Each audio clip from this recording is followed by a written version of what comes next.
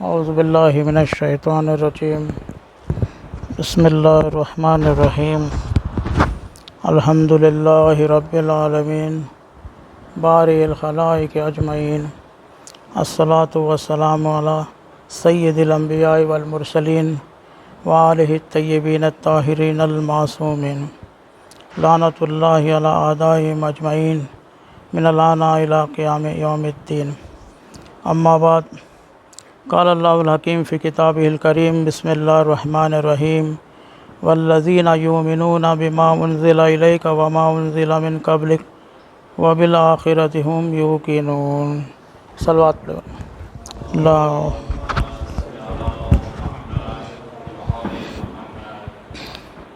سورہ بقرہ کی جو تفسیر شروع ہے اس میں جو پہلی چند آیات ہیں وہ ایک دوسرے میں ایک ربط رکھتی ہیں۔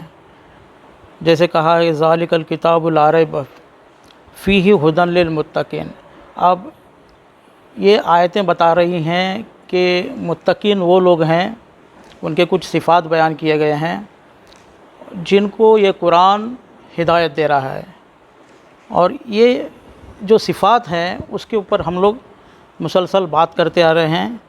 تو ایک مرتبہ چونکہ ربط ہے اس کا، تو ہم بتا دیتے ہیں کہ الذین یؤمنون بالغیب، وہ کون متقی لوگ ہیں جو غیب پر ایمان رکھتے ہیں، اور اس کے اوپر ہم نے پورا ڈسکس کیا ہے کہ کیا غیب ہے وغیرہ۔ پھر وہ یقیمون الصلاۃ، اور جو نماز کو قائم کرتے ہیں، یہ بھی ایک صفت ہے۔ وہ مما رزقناہم ینفقون، اور جو ہم نے رزق دیا ہے، ہم نے جو مال و متاع دیا ہے، دولت دی ہے، اس میں سے وہ خرچ کرتے ہیں۔ اس پر بھی پوری بات ہوئی ہے، لیکن یہ بھی ایک صفت ہے۔ والذین یؤمنون بما انزل الیک وما انزل من قبلک، ہم اس آیت پر رکے تھے کہ وہ متقین لوگ ایسے ہیں کہ وہ جو پہلے نازل ہوئی کتابیں اس پر بھی ایمان رکھتے ہیں، اور جو رسول خدا پر بھی جو نازل ہوا اس پر بھی ایمان رکھتے ہیں۔ لیکن چونکہ اس میں ایک لفظ ہے انزلنا یا نزلہ، اس کا مادہ ہے، تو اس پر ہماری بحث چھڑ گئی تھی کہ یہ نزلہ انزلنا جو ہم نے نازل کیا، اس کا مطلب کیا ہے؟ انزلنا ویسے دیکھا جائے تو کوئی نازل ہوئی چیز، یعنی اوپر سے نیچے آنا، اسی سے آیا ہے منزل۔ جیسے گھروں پر بھی لکھتے ہیں نا زینب منزل، یعنی ایک رکنے کی جگہ۔ تو ضروری نہیں کہ یہ جو چیز ہے انزلنا وہ اوپر سے کوئی نیچے ہی آئے، چونکہ کتابیں ہم سمجھتے ہیں اوپر سے نازل اس طریقے سے ہو گئی ہیں، تو انزلنا کا جو لفظ ہے وہ اسی طرح کا ہونا چاہیے، لیکن ایسا نہیں ہے۔ اللہ نے کچھ چیزیں اور بھی نازل کی ہیں، تو اس پر ہماری بحث ہو رہی تھی کہ کیا کیا نازل ہوا ہے۔ ویسے انزلنا کہاں پر لفظ آیا ہے، تو ہم نے آیت پڑھی تھی وَنَزَّلْنَا مِنَ السَّمَاءِ مَاءً مُبَارَكًا، پانی نازل کیا۔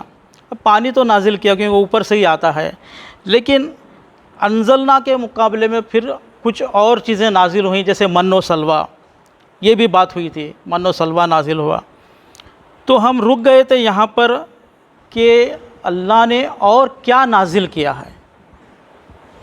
تو یہاں دیکھیے ایک اور آیت ہم یہاں پر لیتے ہیں جو انکمپلیٹ رہی تھی ہماری، سورہ حدید کی 25ویں آیت، وَلَقَدْ أَرْسَلْنَا رَسُولَنَا بِالْبَيِّنَاتِ، ہم نے رسولوں کو بھیجا واضح، یعنی پورا کھلی باتیں دے کر یا دلیلیں دے کر۔ وَأَنزَلْنَا مَعَهُ الْكِتَابَ، اور ان کے ساتھ ہم نے کتاب بھی بھیجی۔ ابھی یہاں پر بھی انزلنا کا لفظ آیا ہے اور کتاب کا بھی لفظ آیا ہے، تو واضح سمجھ میں آتی ہے کہ کتاب تو نازل ہوئی ہے، لیکن یہاں پر دوسرا جو لفظ آیا والمیزان، اور ہم نے میزان نازل کیا۔ میزان کا مطلب کیا ہے؟ اس کا مادہ ہے وزنا، واو زین، وزن یعنی جو ترازی وغیرہ وزن کرتے ہیں، وزن ترازو، جس کو ویونگ اسکیل بھی کہتے ہیں۔ تو یہ کیوں نازل کیا اللہ نے ویونگ اسکیل؟ وہ کس کام کی آتی ہے؟ کوئی چیز ہم تول کر دیتے ہیں، تولنا مطلب کیا ہے کہ برابر ہو، یعنی کوئی انصاف ہو وہاں پر. یعنی آپ نے کچھ پیسہ دے دیا، کچھ چاول لے لیے، تو دکاندار کیا کرتا ہے، ایک طرف کچھ اس کا ویونگ ویٹ رکھتا ہے اور ایک طرف چاول رکھتا ہے، اور وہ برابر ہو جاتا ہے، تب آپ کو بھی تشفی بخش ہوتی ہے کہ ہم نے جو پیسہ دیا ہے اس کا مال ہم کو ملا ہے. یعنی ایک انصاف کا ماحول، ایک انصاف.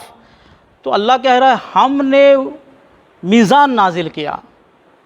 یعنی کہنے کا مطلب ہے کہ ہم نے جو ہے ایک انصاف کا نظام نازل کیا ہے، کتاب اور انصاف. ابھی نازل کرنا مطلب پھر وہی میں بتا رہا ہوں کہ صرف اوپر سے نیچے آنا نہیں ہے، بنانا بھی ہے، دینا بھی ہے. اچھا، یہ میزان کیوں دیا اللہ نے، اس کے بارے میں آیا ہے کہ لِيَقُومُ النَّاسَ بِالْقِسْطِ، تاکہ لوگوں کے درمیان انصاف قائم ہو. ویسے دیکھیے پہلی جو بات آئی ہے لَقَدْ أَرْسَلْنَا رَسُولَنَا، کہ ہم نے رسولوں کو بھیجا. تو اللہ نے جو رسول بھیجے ہیں وہ اسی لیے بھیجے ہیں کہ دنیا میں انصاف کا نظام قائم ہو. انبیاء آئے ہیں یہاں پر، حالانکہ اس آیت کا تفسیر کرنا میرا مقصد نہیں ہے، کیونکہ ہماری جو آیت چل رہی ہے اوپر والی چل رہی ہے. لیکن چونکہ انزلنا لفظ اس میں بھی آیا ہے، اور یہاں بہت ایک اہم بات ہے، اس لیے میں بیان کرتا چلوں کہ جتنے بھی انبیاء جو اللہ نے بھیجے ہیں وہ صرف اس لیے کہ لوگوں کے درمیان ایک انصاف کا ماحول ہو اور کسی پر کوئی ظلم نہ ہو. اسی لیے ان کو وہ سب چیزیں دے کر بھیجا کہ وہ ان کو آسانی ہو کہ انصاف کا نظام دنیا میں قائم کر سکے. آج جو ظلم ہو رہا ہے، چاہے پیلسٹین پر بھی ایک ظلم ہو رہا ہے، اور دوسرا بڑا ظلم یہ ہو رہا ہے کہ کوئی بھی ان کی مدد کے لیے نہیں آ رہا آگے سامنے سے کھل کر. تو یہ بھی ایک ظلم ہی ہے. یہ کیوں ہو رہا ہے؟ کیونکہ ایک ویڈیو میں شاید میں نے بتایا ہے یہ بات کہ کیوں مسلم کنٹریز آگے نہیں آ رہے ہیں. کیوں نہیں آ رہے ہیں؟ کیونکہ ان کا جو نظام ہے امریکہ اور اسرائیل کا، وہ ہم نے اپنایا ہوا ہے، جس سے ہم ہٹنا مشکل ہے. اتنا ہمارے اندر وہ ان کا نظام رس بس گیا ہے کہ ان کو ہم چھیڑ ہی نہیں سکتے، ان سے ہم پنگا لے ہی نہیں سکتے. اتنا ہمارے اوپر انہوں نے اپنا نظام حاوی کر دیا ہے. جبکہ اللہ نے انصاف کا نظام قائم کرنے کے لیے بات قرآن میں کی ہے، اور اس پر ہم کبھی دوسری مرتبہ بات کریں گے کہ وہ کون سا نظام ہے. ایک مثال کے طور پر میں بتا دوں کہ ابھی جو ایک اکانومی سسٹم ہے، ابھی دیکھیں بینکنگ سسٹم میں جو سود ہے وہ سب سے بڑا ظالمانہ نظام ہے. لیکن اس کے مقابلے میں بھی ہمارا اسلام کا کوئی نظام ہے، بینکنگ سسٹم ہے، لیکن ہم نے اس کو قائم نہیں کیا. ہم اب ڈیپینڈ ہیں ان کے اوپر کہ وہی سودی نظام کو آگے بڑھائیں. اسی لیے ہم ایسے بہت سے باتیں ہیں، ایسے بہت سے نظام ہیں جو ان کا ہم نے اپنایا ہے، اس لیے ہم ان سے زیادہ پنگا نہیں لے رہے ہیں. ان کے پاس نظام ہے، ان کے پاس ٹیکنالوجی ہے، ان کے پاس علم ہے، ان کے پاس ہتھیار ہے. یہ سب چیزوں پر ہم ڈیپینڈ ہیں. مسلم کنٹریز بھی ڈیپینڈ ہیں، اس لیے زیادہ سوچ میں پڑے ہوئے ہیں. تو لیکن انبیاء جو آتے تھے وہ اللہ کے دین کو، اللہ کا دین ایک انصاف کا نظام ہے، اس کو پھیلانے کے لیے آتے تھے. اور جو چیز ان کو ضرورت تھی وہ کتاب تھی. اور اسی آیت میں دیکھیے وَأَنزَلْنَا الْحَدِيدَ فِيهِ بَأْسٌ شَدِيدٌ، اور ہم نے ایک چیز اور نازل کی، وہ ہے حدید. حدید کا مطلب کیا ہے؟ لوہا، آئن جس کو کہتے ہیں انگلش میں آئن. اور وہ بھی نازل کرنے کی بات ہو رہی ہے کہ ہم نے لوہا نازل کیا.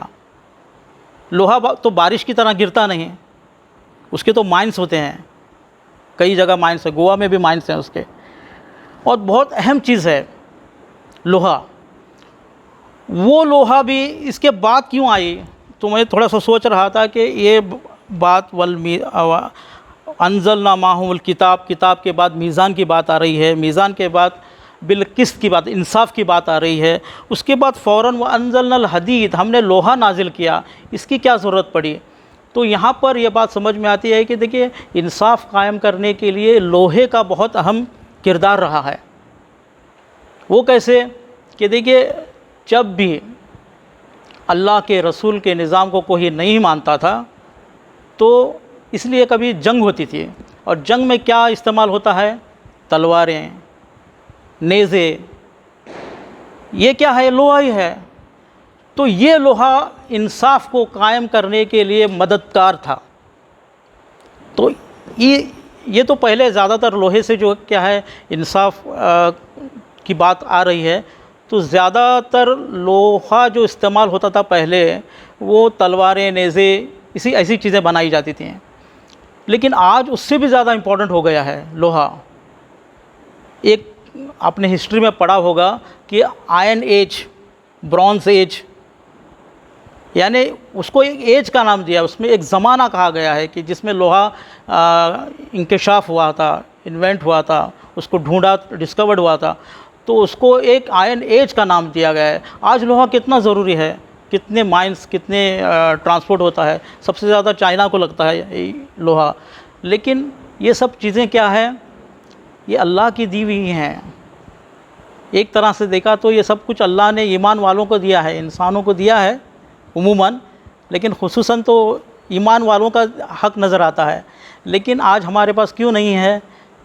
کیونکہ ہمارے پاس نظام ہی نہیں ہے، انصاف کا نظام ہی نہیں ہے۔ خیر کوئی بات نہیں، آگے میں نہیں جاؤں گا اس آیت کو، کیونکہ ہمارا مقصد اس آیت پر نہیں ہے، صرف انزلنا کہاں ہے اسی کو ہم نے لیا تھا، اور اسی آیت پر شاید میرا وقت بھی ختم ہو رہا ہے، اور ایک آیت اور باقی ہے انزلنا کے اوپر، وہ ہم انشاءاللہ اگلے مرتبہ بیان کریں گے۔ سبحان ربک رب العزت عما یصفون، وسلام علی المرسلین والحمد للہ۔